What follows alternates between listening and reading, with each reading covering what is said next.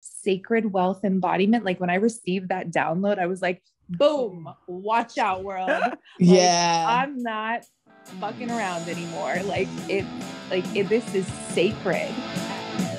Welcome to the Wild Roads. I'm Shonah Lee. And I'm Paula Ivy. Join us for conversations about how we don't do stuff normal. How we choose the wild roads of life. We want to show you all that's fun and possible, building businesses, making money, navigating relationships and parenting, things we nerd out about, and running at our wildest dreams. FYI, we're very unprofessional at this, yes. Stella. So there's no standards for anything around here. I love it. Welcome to this episode of The Wild Roads. We have the absolute bombshell, Stella Grace, with us, who has quickly become one of our favorite people over the past, oh my gosh, how long have we known you, Stella, now? Not long.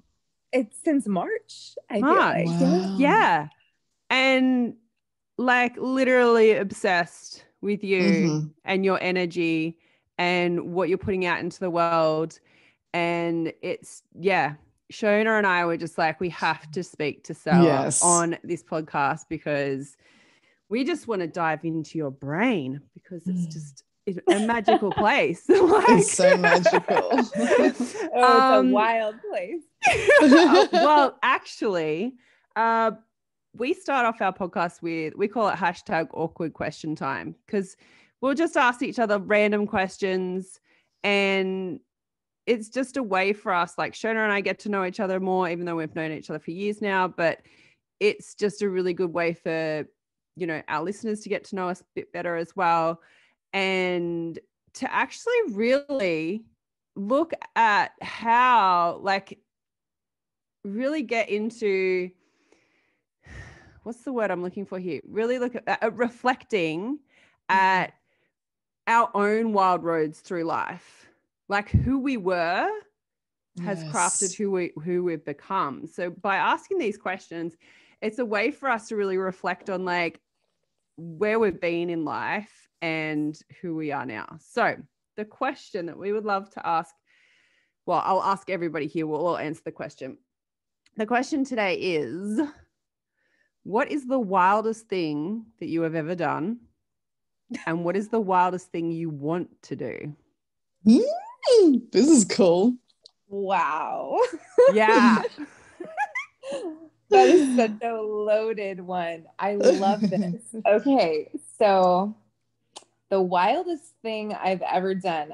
Can I start with what's the wildest thing I want to do, and then we'll come back to what I've done? Because the things I have done. Oh wow, I don't even know how to pick one of those. So we'll start with what is the wildest thing that I want to do.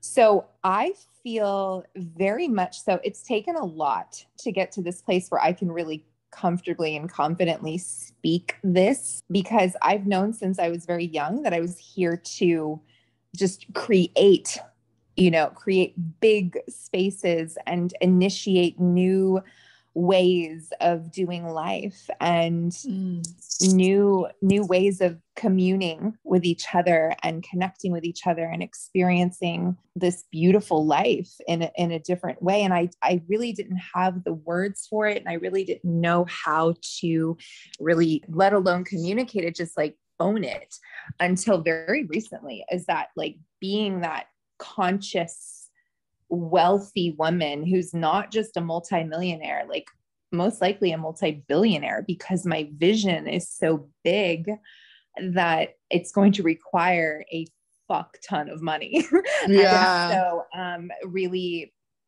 the wildest thing that I really want to do is really owning that, calling that in, being that, becoming that, embodying that, and then creating those spaces and initiating those new ways through that conscious wealth and, allowing it to really bless the lives of others as well. Allowing it to be opportunities or, creating. So I digress. So the point is, what this is I see myself creating these incredible spaces that are imagine Disney World for a conscious adult, where it's like out, that would like, be so like cool. spaces with everything that's going on in the world. I'm deeply in love with Mama Gaia.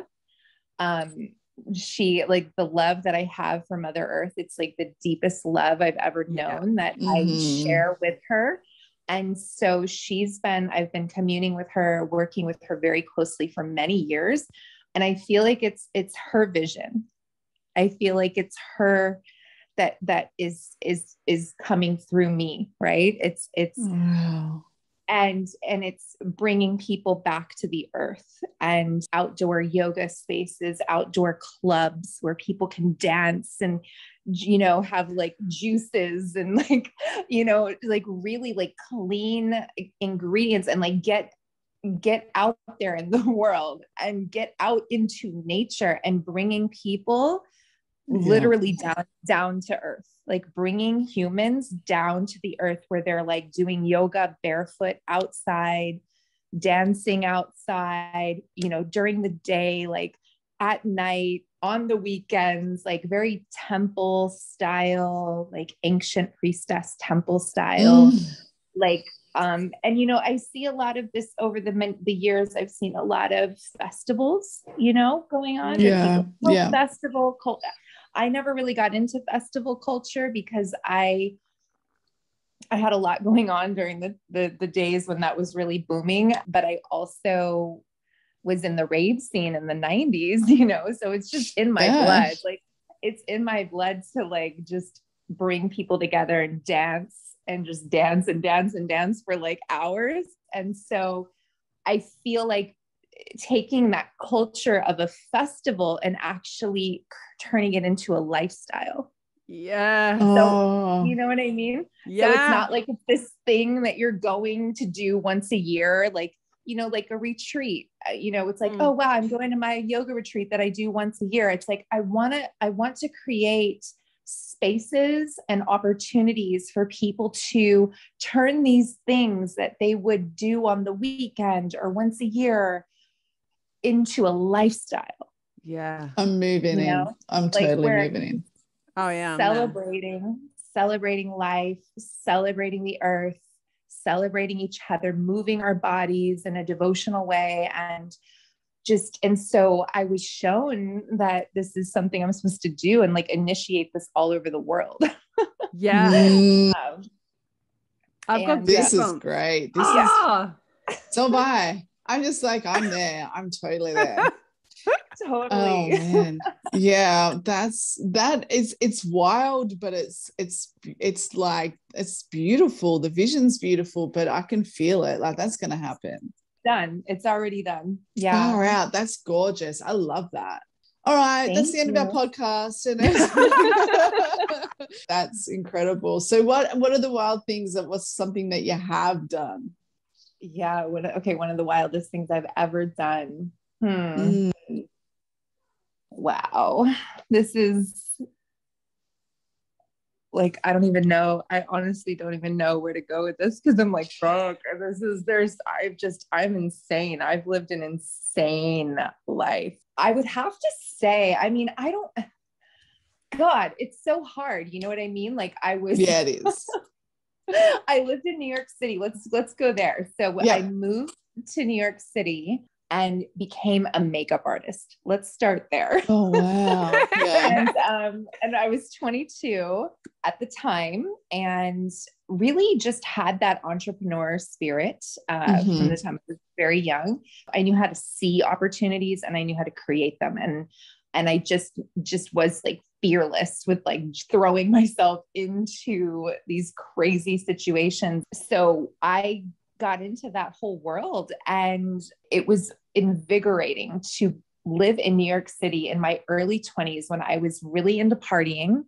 I was wild. I would hang out with anybody, like wherever the party was at, I was there. Like, it didn't matter if that's so cool.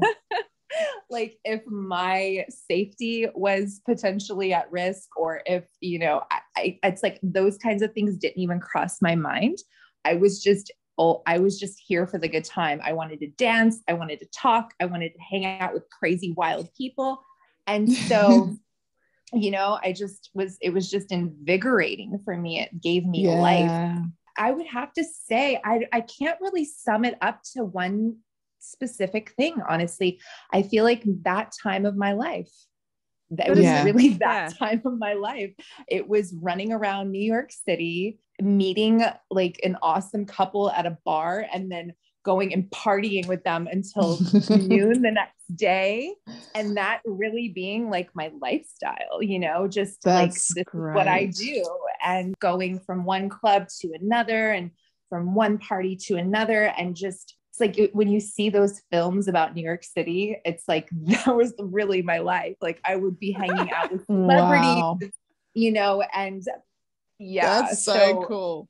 Honestly, and that's really, it feels like I just needed to sum it up to that time of my life. For sure, because that's pretty wild. Like for our Australian, because like we're pretty laid back here, and our wild probably doesn't compare to New York wild. No. But like that's pretty huge, isn't it, for a 22-year-old? Like, you know, you're still so young. Like we know that now at 22 that you're still so young. When you're 22, it feels like you're like being an adult forever. But it's that's pretty huge, isn't it? Wow, that's cool. Love that. What about you, Paula? Tell us your wild story. Oh, okay. So for me, the wildest thing that I want to do, I see myself as a billionaire. Like that, like it seems so wild to be able to like say that and claim that, but it's not because I want the title of being a billionaire. It's because being a billionaire means that I have unlimited resources to be able to make an impact in this world through me living my story and through me living my chosen lifestyle. So that the wildest thing that I've ever done is the lap around Australia. Like before that, like I, you know, as a teenager or as you know, in my 20s, my husband and I didn't have our first kid until I was 31, I think. So we had our whole 20s when a lot of our friends were, you know, settling down and having babies and getting married and all of that sort of stuff. So I feel like that time in my life was very wild. And then, you know, when we went through our like most of our 30s, I was like, oh yeah, we're having kids. Like everything just feels kind of like having kids is wild in and of itself, but it kind of, to me, it felt like things had kind of mellowed out a little bit. And then when we did the lap around Australia, it was kind of like this big jolt of energy of just like, oh my gosh, like when you do things that are wild, it invigorates you. Like what you were saying, Stella, like it just invigorates you. And it wakes up cells in your body that you didn't know were there. So when I think about if I'm like a billionaire, like I could do anything and everything. Like I'm unlimited to what I could potentially do. Like I know that I don't have the biggest vision yet. It's just when I go after those bigger visions, the next one reveals itself. So now that I've done the lap, when we did the lap of Australia, I think I've done some of the wildest things I've ever done in my life. One of the wildest was that when we're in Cape York. Okay, so one of my fears when we were traveling around Australia was to meet crocodiles in the wild. I'm like spiders. Yeah. Okay. I deal with spiders every day. Snakes. I'm kind of like, if I saw a snake, I'll probably freak the fuck out. And we saw a travel, but like, it was like crocodiles. If there's a croc in the wild, like one snap and you're gone. Like they are prehistoric creatures. And I was just like, they freaked me out because they're so stealth. You don't know that they're there. That's their whole thing, is that they're so incredibly stealth. They don't make any sounds. They don't want you to know that they're there. So that was one of the biggest things. And before we did Cape York, we were staying in this caravan park in Cairns, and we were like, you know, getting all the stuff ready to go to Cape York. We bought like a 4-man tent for 4 of us, which a 4-man tent really means it's comfortable. 2-man tent. Yeah. Exactly. If you got 4 people, you need like a 6-man tent at least. We didn't realize this. So we never bought a tent in our life. So we're like, we'll just get a 4-man tent because it's 4 people. And then inside our 4-man tent, we're like, oh yeah, we'll just put like a queen mattress for all of us to sleep on. Our kids a little. And like the first night we slept in there, we slept the day before we left to go, we actually tried out the tent. And I was like, whose fucking idea was it to get a queen mattress and a 4-man tent? This is not good. Oh my God. We left our camper behind. We didn't take that up to Cape York because we didn't want to get it damaged. So anywho, we're like, all right, it's just for 2 weeks. It'll be fine. We'll deal with it. And eventually we got used to it. It was all good. But when we were staying at Cairns, we were like, you know, organizing, making sure we had everything that we needed for 2 weeks, you know, in very remote Australia. We had to make sure we had enough filtered water, and we had to make sure we had enough food. And we got an electric winch put on our car just in case. And like, there was all these stuff that we were organizing and had to think of ahead of time, because once you're up there, like you can't really get a lot of that stuff. So there was this family that we saw, these 2 families that were staying in these cabins, and there was a lot of guys out the front of these 2 cabins with these cars that looked like they'd just been through Cape York, and they were fixing things on the cars. And I was like, oh, I wonder if they've just done the Cape. And then one of the wives came out with a whole group of kids, and she was taking them down to the pool, and we were walking down to the pool at the same time. And I asked her, I said, oh, did you do Cape? It looks like you went up to Cape. Is that where you've been? And she's like, yeah, we just did 2 weeks up there. And I was so nervous to go there. Like Brendan really wanted to go there. I was happily not to, because it's like heavily off-road. It's very wild, a lot of wildlife. And so I asked her, and she said, yeah, we just did it. And I said, oh, how did it go? And she goes, like, it's fine. I was freaking out beforehand. She's like, it was amazing. It was the best experience. She's like, but I'm not going to do it again. And I was like, oh, no. Okay. And I said, oh, is there anything that, like, you know, that we need to know before we go up there? And she said, oh, there's one of the river creek crossings, at one of the crossings that you do, because you drive your car down like this, like steep thing. You drive over boulders, you drive through deep creeks and all this sort of stuff.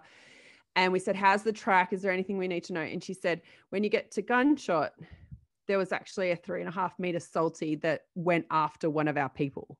And I was like, oh my goodness. Okay.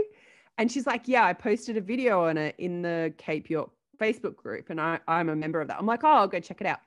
And yeah, there was this video of this croc like going at them. And I was like, oh, that's wild. We're going there.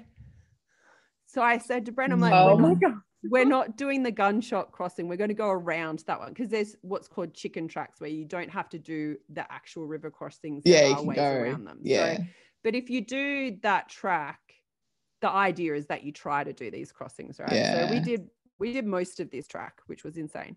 Anyway, we get to Gunshot. We'd met up with some other couples along the way, and they were like, yeah, let's do it. But they weren't going to do the main track. They were going to do like the one that's just next to it, which looked just as insane. And you still got to go through that same creek. And when we looked at how we had to drive the car like vertically down this mud hill, and then it would like level out at the bottom, and to get out at the bottom, you had to like pretty much keep driving. You couldn't stop, pick up people, and then go across the creek. Yeah. And we weren't prepared to have our kids in the car while we did this crossing, because we're like, if something happens, I don't want the kids in the car. So my husband did it.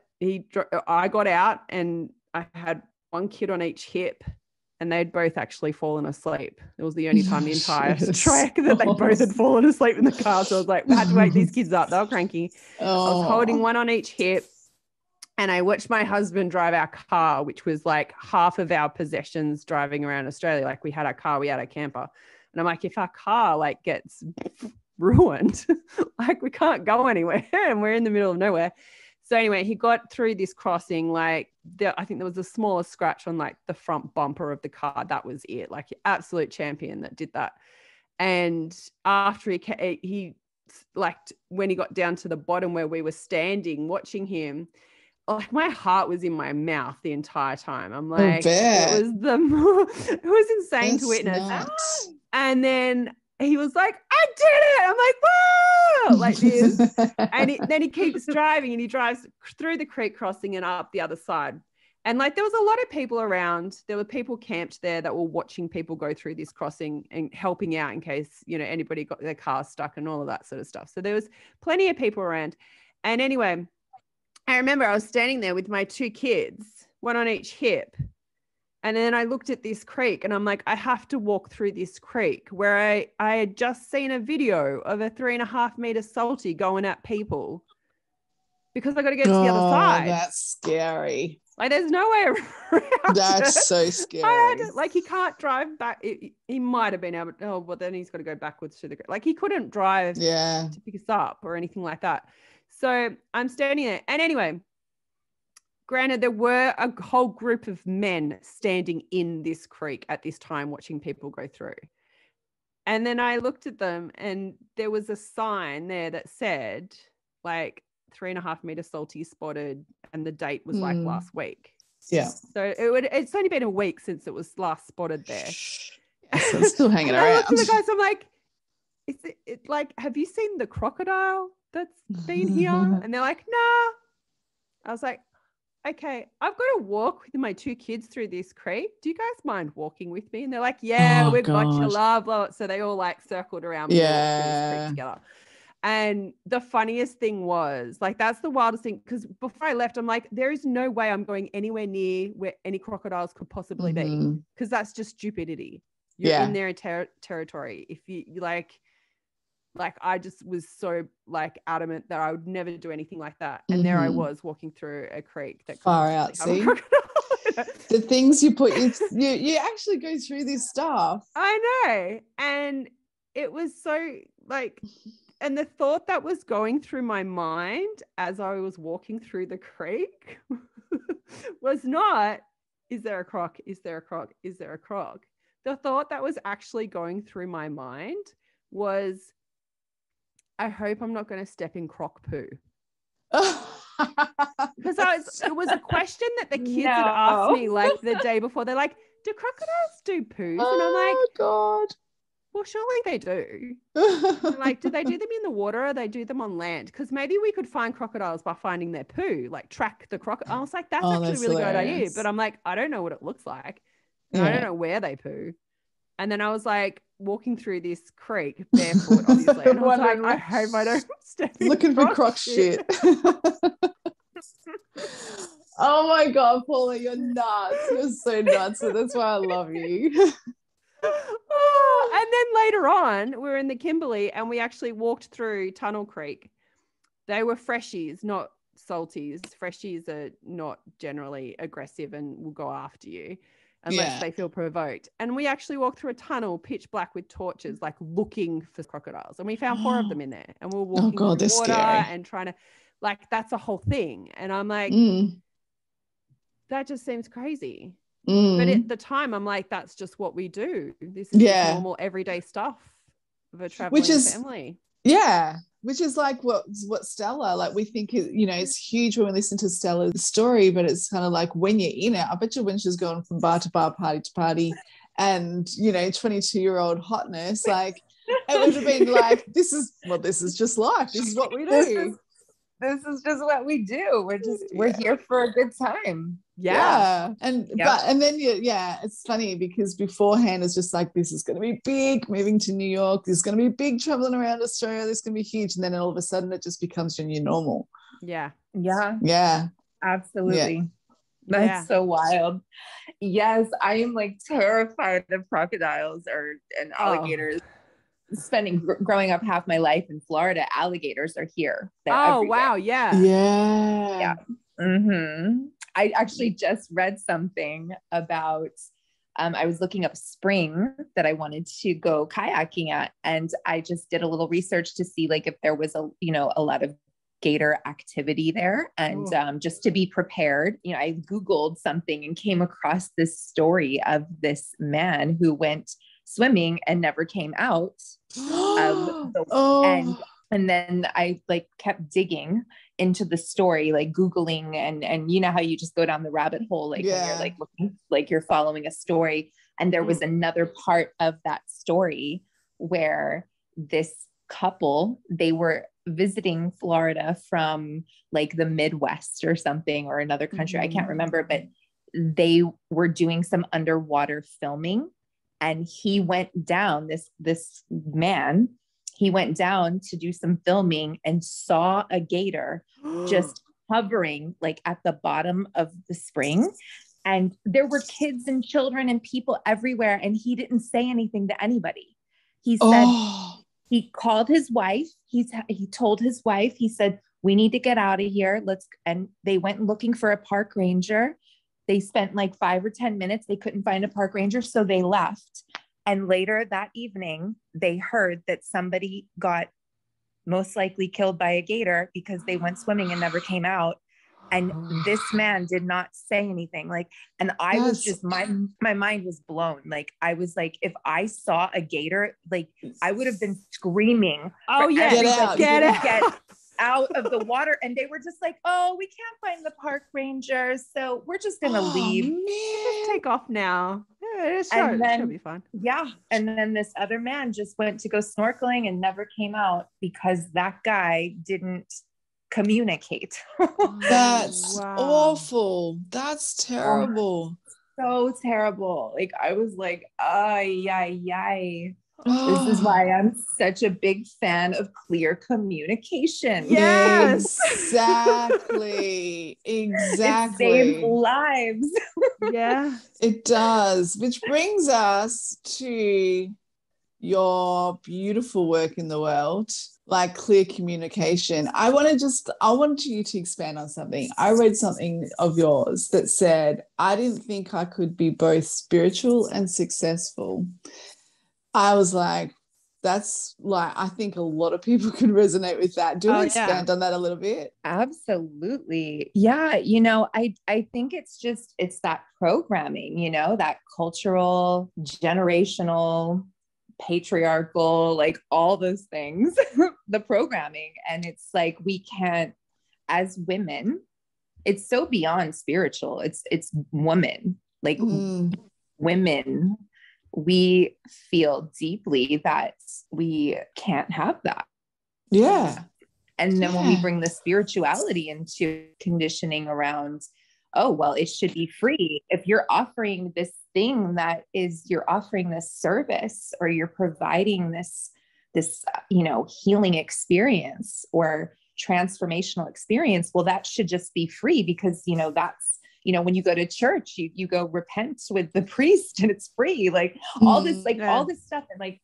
And it's like, well, we're living in a very different world now. And so I feel like being a pioneer, on the front lines of really shifting this for humanity, it takes the spirit of a warrior, because we have to really like hold both. We have to be able to see very clearly the conditioning that we are dismantling. Mm-hmm. And we also need to very clearly see the new world that we are creating, and the reason why we have to push through all the discomfort, because we are literally like for future generations, for the women that came before us, for our grandmothers and our great grandmothers and our mothers and our daughters and their daughters. And I don't have children in this life.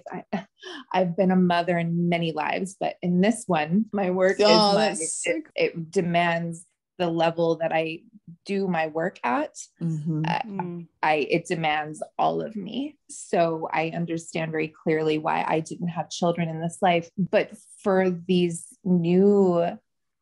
new generations, like we have a responsibility. And I just feel that, like, I just feel it in my body. I know that I confront this stuff every day for something and a reason so much bigger than me. It goes way beyond me. And I take that responsibility very seriously. Mm-hmm. And so when I do bump up against my own resistance or other people's judgments, I dig so deep down into like my womb and I pull out this like ancient fire that like I don't even know how to explain. It fuels me, it pushes me, it drives me. It's like there's no other option, because I know deep in my soul that how pure my intentions are. And of course I love luxury. I didn't think I did back before I did all this healing around money. I mean, I knew that I always enjoyed when I had like a really beautiful meal or a really nice bottle of wine, or, you know, I could stay in a really nice hotel. I was like, oh my God, but I never really like gave myself the opportunity to believe that this could actually become my life and a lifestyle. I'm really all about lifestyle. And before I got into really took the coaching thing this seriously, I called myself a business witch and a lifestyle artist. I love that. Because I really bring this witchiness to my work. You know, when I was working with women around like expanding their businesses and really, you know, embodying their message and embodying their vision. But lifestyle has always been such a thing for me. You know, it's like, let's make it a lifestyle, like creating like wealth, bringing wealth in as a lifestyle and allowing it to be sacred. Like that's when it really shifted for me. And you know how it is in the work that we do. It's like our work has a spirit of its own and it's constantly evolving, just like a baby. It grows and it keeps getting bigger, and it has, every time it gets to a new stage in its own development, our work requires a new version of us. Right? Just like a mother with a child. And so with my work around money and wealth and women, empowerment piece of where I became really unapologetic was when I saw the sacredness in it. And I developed a program that is rooted in sacred wealth embodiment. And it was almost like I needed to put the pieces together like that. And not that I need a label, you know, but having those words, sacred wealth embodiment, like when I received that download, I was like, boom, watch out, world. I'm not fucking around anymore.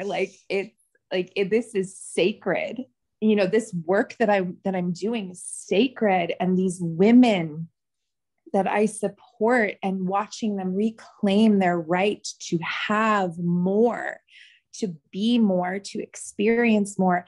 And obviously I wouldn't be able to do that at the level that I do it, or hold the spaces at the level I hold them, if that wasn't my own path. And I deeply understand everything a woman has to go through in order to reclaim that part of herself and her right to be wealthy and free and liberated. And so I see the sacredness in it, and I focus on the sacredness of it. And whenever I do bump up against any resistance from others or myself, I remember the bigger vision and the bigger reason behind it all. And it's my fire. It just pushes me. And I just can't even imagine doing anything else with my life right now. I'm just obsessed with my work. It's just perfect. And I think the work you're doing right now is obviously like we are embodying your work and your message, and it's definitely inspiring us, but also changing our lineage and our makeup. But it's for me, it's like, thank you for doing this for our daughters. Like, this work is going to carry on further. It's not a temporary thing. It's not a thing that's just in the now and for the next 10 years, 20 years for us while we're in our entrepreneurial space in our realms. But for our daughters, for everyday living, for them to be, you know, to remove that repression and to feel amazing. Like it's just going to be a whole new world for them. And that's what I get excited about. Yes. Oh my God. Yeah. When you talk about embodiment, that's the artistry of it. And that's the creation of it, because being feminine core beings, and I love how you are expressing your work through the art of embodiment, and especially the feminine, because we are creator. You know, the feminine energy is creation. So it's so powerful to then, because the main narrative that we've all been subjected to had in our like consciousness is that money and wealth is a very masculine structural thing. But when we bring it into sorry, that was my microphone. See, clumsy, unprofessional. Tap, tap. I'm still here. But bringing that into working with it with the feminine energy, that is so powerful. And I feel like that is what I feel from you the most, in the power in when you show up, and even when you not when you're not physically showing up right this very instant, but like every time that you post something or you share something, that energy goes out and it stays out here. Yeah. And just now that you're in my world, it's like I feel this stellar energy. It's so powerful. And I'm like, you don't even have to say much. And it's just like, boom, you got me. Like, it's potent. That hit. Yeah. Because oh my God. To me, the way that I see it is it's the embodiment part, and you really, seeing that as a sacred act. Embodiment with wealth, embodiment with who you are, embodiment with your lifestyle, embodiment with, you know, your purpose and the way that you're wanting to experience this lifetime. Oh my goodness. Thank you so much, you beautiful women. Oh my God. I'm like blushing over here. My face is thank you. Thank you for seeing me. Thank you so much. I'm so grateful. Yes, the embodiment piece is what is missing in this conversation around women and wealth. It really is. And leadership. Yes, the sacred feminine leadership, and really where it comes in, you know, we have to get to a place where we can get beyond our own ego and our inner child. And we have to do that work with the inner child so that we can truly embody those feminine leadership codes, like legitimately, like where it's authentic, like authentically embodying feminine leadership, where it's not like, oh, hey, I'm just, you know, I'm selling this thing and I sell it really well, so I'm a leader. You know, there's a difference between women who really embody that response. I think it's the responsibility piece too. It's like embodiment is one side of it, and responsibility. Taking the responsibility seriously feels like a thing. Yeah. But thank you so much for saying that, because, you know, I have clients who, you know, 7-figure earners, they're already millionaires. They're not worried about money. And then I have clients who are struggling to, you know, make their payments and everything in between. And it blows my mind how it doesn't matter how much money a woman has in the bank, that money and wealth are two very different things. And there are women who have 7 figures plus in the bank, and they live like they are in poverty, or they have poverty consciousness. And then I have women who are just now hitting their first, like almost 6 figures, and they're living like total goddesses, because they're, you know, they're choosing this embodiment, the embodiment of wealth. It's a game changer. Yeah. And that is like I feel like I could talk about embodiment all day. It's like, it's a big part of what I feel as well, is that when you are a leader in embodiment, in not just you do this, you do this, you do this, blah, blah, blah, like the leadership of, you know, you go first and you embody, and then you share what you know, so others can embody, and that they can learn, and then they share what they know. It's like we're all becoming our own leaders. It's not that there's only, you know, the old systems that we're so used to is that there are, you know, leaders, and then everybody else is not a leader. And like the only way to become the leader is like, you know, like the royal family. There's the queen or the king, and then they have to die in order for the next person to lead. Like that's what we are surrounded by, that sort of system.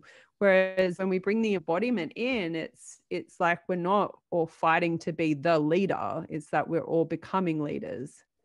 Yeah, that's right. Yes, I love that. That's such a beautiful, beautiful way to describe it. It is. It's our birthright. Yeah. You know, it is a sacred birthright that we all have to become the leaders of our own life. Yeah. And leading whatever it is that we embody. And it's a responsibility to show the world how to do that thing that we embody. Yeah. If they want, right? It's like so beautiful. And it's so much more powerful than trying to become a leader that you think you should be, rather than being the leader that you are and that you're here to be. Absolutely. It's such a different energy. And it really does. And I feel like this conversation is just the ripple effect. I can already feel it. Like I'm getting chills because I feel like there is that dismantling of that programming around like, oh, there's the leader and then there's the follower. Yeah. And I feel like there's a lot of in the online space. I'm curious if you either of you have bumped up against this, but people that are not in this space that we're in doing this work and having these kinds of conversations and using the kind of language we use, it's almost like when people see the word initiation, they think that means like you're in a cult. Or when you talk about, or the word leadership, and they think that means you're trying to lead a bunch of people into your cult. And it's just kind of comical. And I feel like we're just redefining all these things. We're redefining wealth, we're redefining leadership, we're redefining initiation and all this, stuff. It's so cool. As unnerving as it is to be on the front lines, like we're on the front line. Well, this is a thing where by us doing what we're doing a lot of undoing, if you know what I mean. So there's lots, it's very scary. It's very scary for others to look at us and with our language and what we're about, to go, I want to be part of that. It's kind of like, this is a whole new world to me, but we know that it's actually not in a different world.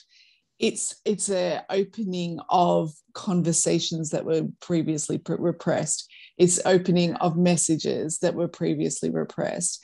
It's actually just bringing out or turning up the noise of what was already there.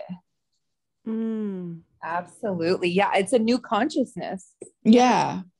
And not associating things with each other that aren't really supposed to go together. Like wealth and spirituality, we've kind of created this thing like they don't go together. They're two very separate things when they can coexist side by side. They're not supposed to go together, and they're not supposed to be separate from one another either. You can only be one or the other. Like they can coexist. Like everything can coexist side by side. And we've put money, like I know a big one for me was like you have to work hard for your money, and money doesn't grow on trees, and money is the root of all evil. Like those were the sayings that I grew up with. And it's like money's got nothing to do with that. No. Like we've only associated money and power together. And when really they're not supposed to be put together. They're just supposed to exist side by side. Yeah. Yeah. And, it's really, and that's where like the foundation of my work is rooted in money, sex, power. It's like reclaiming the sacredness in those three things. Like that's the trifecta. Like that's of my work, because it's like, we get to, this is spirit lives here too. Yeah. Spirit is not just in the church. Spirit is not just spirit and sex, right? Yeah. Sex, spirit, money, spirit. It's power. Like you get to reclaim the wealth within. You get to reclaim your sexual self. You get to reclaim your fully expressed power as a woman with spirit. Yeah. It's not separate. It's all happening together. Yeah. It's so hot. I love There's it. so many rules around like what has to, like how things are supposed to look together, and what, like, that it's just kind of like unraveling all of that and just being like, it's all of it together. Yeah. And it all There's like no just separation. swirls around. It doesn't have to attach in a certain way. Yeah. It's like a beautiful pot of soup, you know? Like I tell, it's like I love it. Yeah, it's like everything just gets to be together, you know? Like why do we And and that's the flavor of it too, is when you're mixing all of those things together. Yeah, and you're like, I didn't think that this was going to be so delicious, but damn, this is like the best thing I've ever put in my mouth. So that's kind of like what I feel that is happening here. It's like, yeah, we're on the leading edge of, you know, creating a new consciousness, which ultimately is just the higher consciousness of humanity that's been withheld from humanity. So we're not even really creating it. We're unlocking it. We're unleashing it. Yes. We're unleashing it. Yeah. Yes. Oh, we're freeing it. We're liberating it, right? We're liberating it. It's not even about giving permission. It's not, we're not seeking approval. You're right. It's liberation. Like, you know, it's so empowering just to, like we say, embody it, but just surrender to what it's going to be for us. It doesn't need to be, you know, it doesn't need to be this or that. It can be all of it. It gets to be this and that.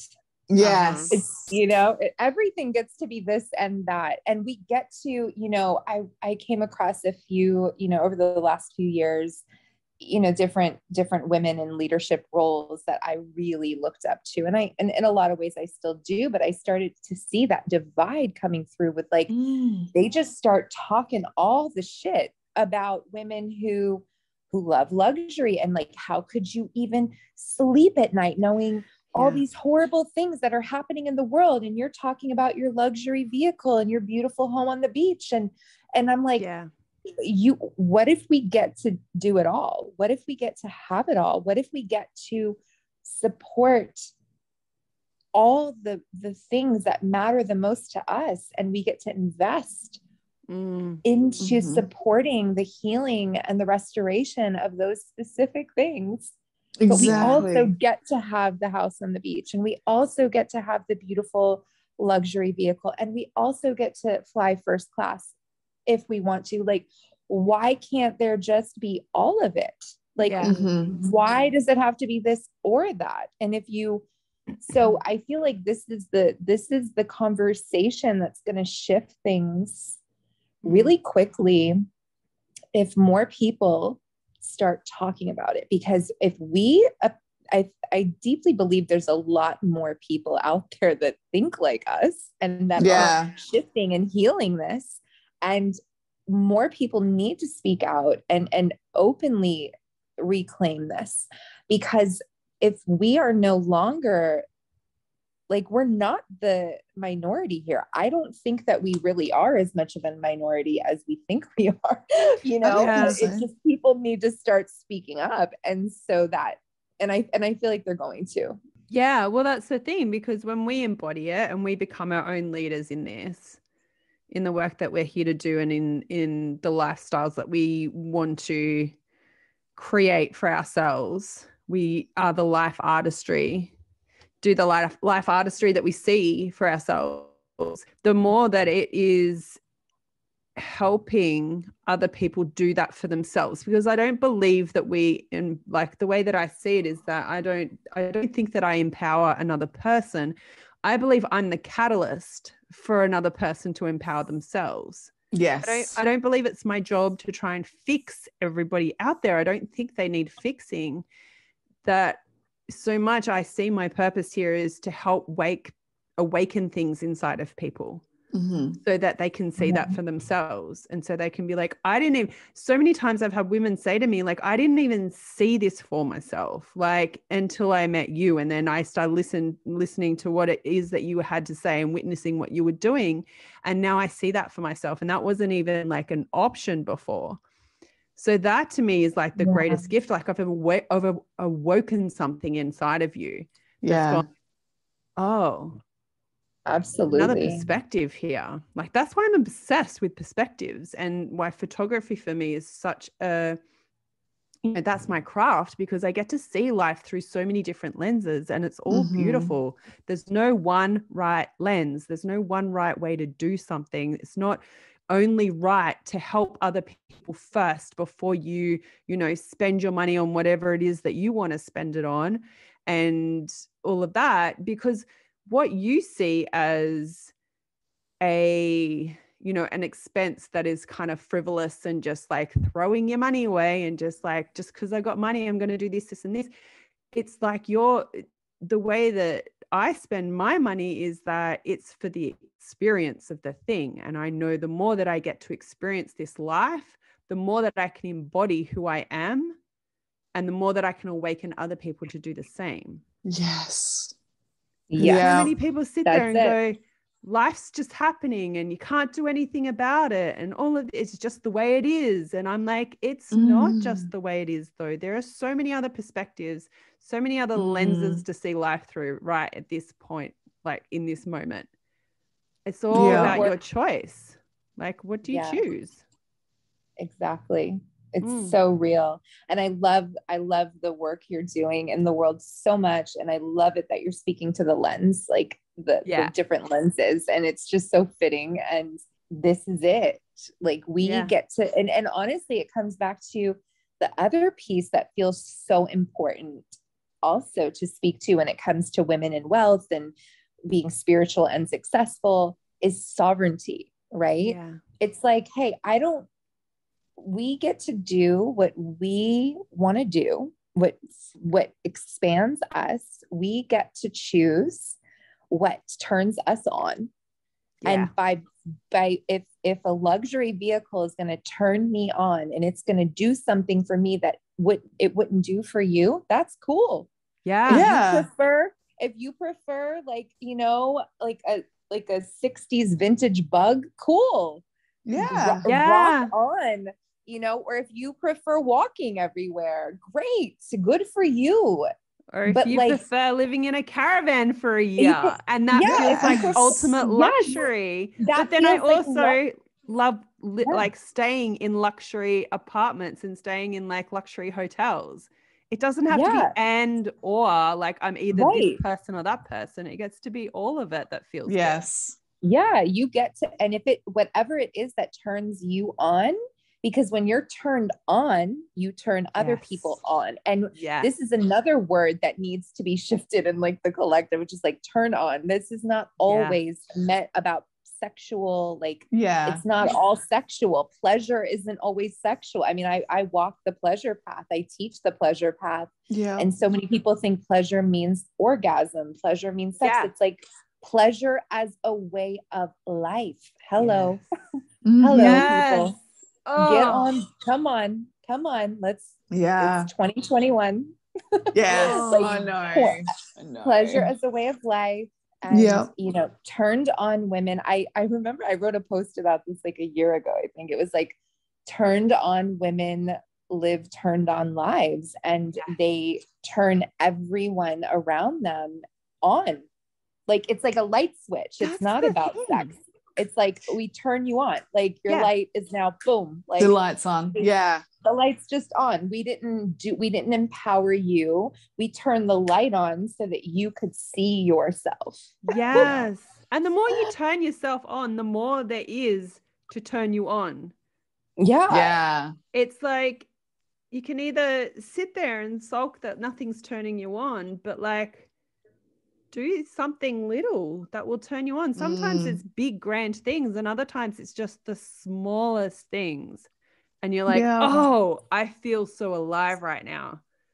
Yeah. And that, was just like eating the thing that I wanted to eat, or, you know, going for a walk in my favorite place, or jumping into the ocean, or it could be buying something that's making you feel really turned on and alive. That's right. It's not, they don't compare to one another because of how much money it costs. And I think that's something that people try to justify things because of the amount of money it will cost to do that. And, you know, how that's going to make me, you know, whatever. But it does, the monetary thing doesn't matter, but it also matters because if you've got the money, you can do whatever turns you on in a moment without having to worry about the money, whether it is you choose to do something like take a bath or go out and buy, you know, a luxury car because you're like, damn, that's going to turn me on right now. That's right. That's it. And the more the women that are lit up are going to be the ones that make the biggest impact and to have that ripple effect, right? Walking around repressed about things, it doesn't mean that we don't have compassion or empathy. This is the big thing, you know. Money doesn't mean that you lack the compassion or empathy. It means that when we're turned on by whatever we desire, then doesn't mean that it has to be money. It could be anything, like you're just saying, Paula. But if we're turned on by all these things and we're lit up and we're, like you were saying, Stella, lighting everybody else up, that's the bigger impact. Yeah. The conversations about being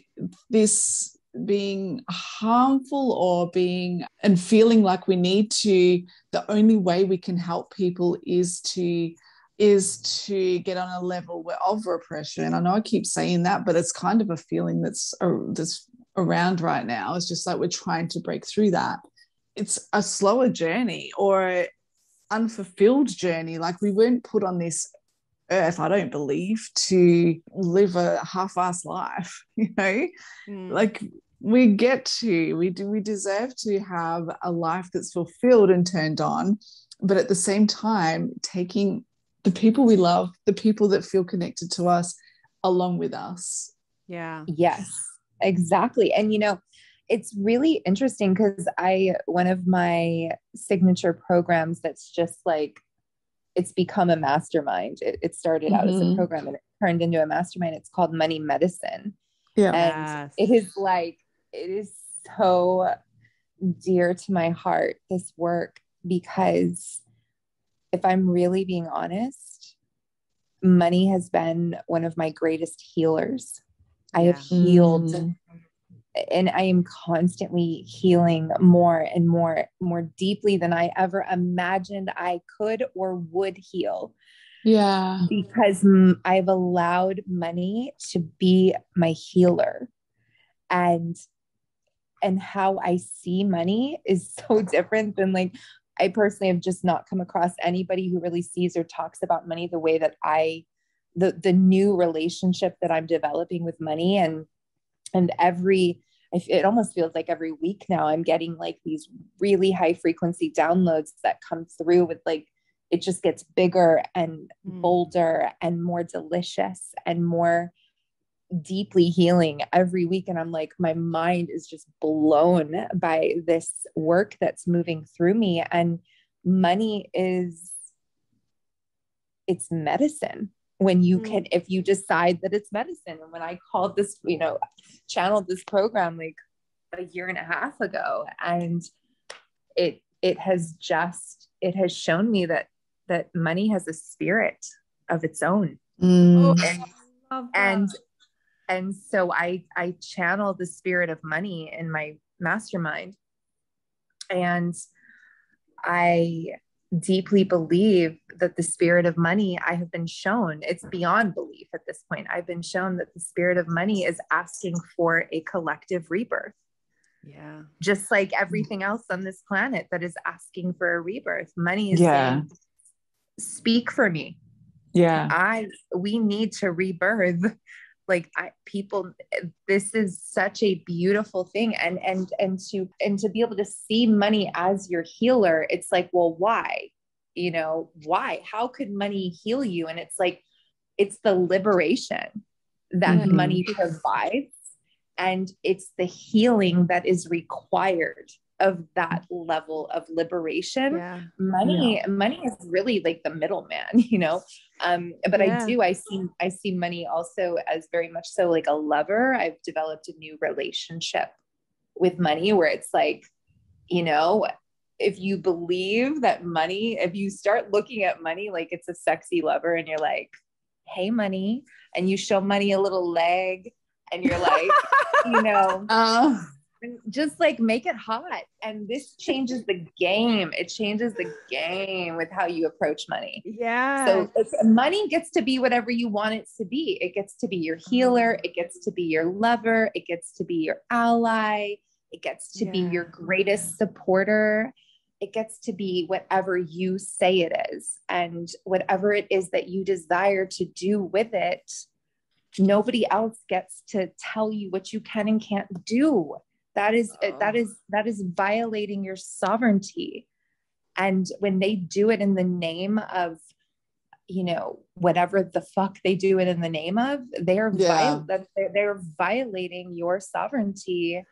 And it's really self-righteous, and it's just self-righteous. And this is the spirit of money wants to be healed, and it wants to bring healing. Wow. Far out, Stella. I just, boom. Wow. Mic drop. Boom. Yeah, mic drop. That was epic. And you know what? We're only just touching the surface. Like we could talk for 10 hours, but we've already talked for over an hour. So my God, I love it. So this has been a beautiful, absolute beautiful conversation. And I know we need to wrap it up, but I guess obviously we're going to put your links in our show notes so everyone can find you. But yeah, as I said, we're just touching the surface on this. And I think there's some beautiful, amazing healing. I know I've still got to do money healing. This is, you know, and this is why I'm loving being in your space, Stella, because I've got a lot of money healing to do. And I'm way more, I'm further than I've ever been, but there's still more to come, and that kind of turns me on. Oh yeah. Yeah. I love that. Yeah. So much so. Did you notice that I dodged the wild thing? The wild thing that I've done. Oh yeah, Shonah. I dodged it. Answer. I did notice actually, but I was like, I did too. I was like, oh, Sean, what's going on here? Just quickly, you got a minute. Are you withholding your wilds? Hey, I've been holding my wilds. Yeah, all right, I'll do a real quick one. A real quick one was I gave up all my work, gave up all my possessions in when I was 20 years old, and I jumped in my little blue laser and traveled halfway around Australia. And with hopefully I can make some money on the way. That's what I did, and did that for 4 months. Wow. And that was really cool. And wild. slept in my little hatchback, like a little Ford Laser. Stella is this tiny little car that, and I had a laser. It's did usually you? People's like, it was like our generation's like first car of like you'd get a crappy old laser. And it was like this tiny little hatchback. I can't believe you slept in a laser. And I slept in a 4-man tent with 4 people. So there you go. Oh my God. So that was one of my wilds. But I'll continue that one day. But yeah, I think I just love hearing wild stories, and it's just been a beautiful, beautiful conversation with you today, Stella. Thank you so much for giving us your time, and we will have you on again because I want to go deeper further. Oh, yeah. Yeah. I would love that. Thank you so much for having me. Have a pleasure. beautiful, beautiful night, ladies. Oh, it's daytime there. Oh, it is. Tomorrow. Yes, We're in the future. All right. Well, we will definitely do this again sometime. Yes. Yes. Thank you so much. Thank you, Stella. All right. We love you, lads. Yes, love absolutely. Take it easy, and we'll see you next time. For sure. Bye. Wild Rose!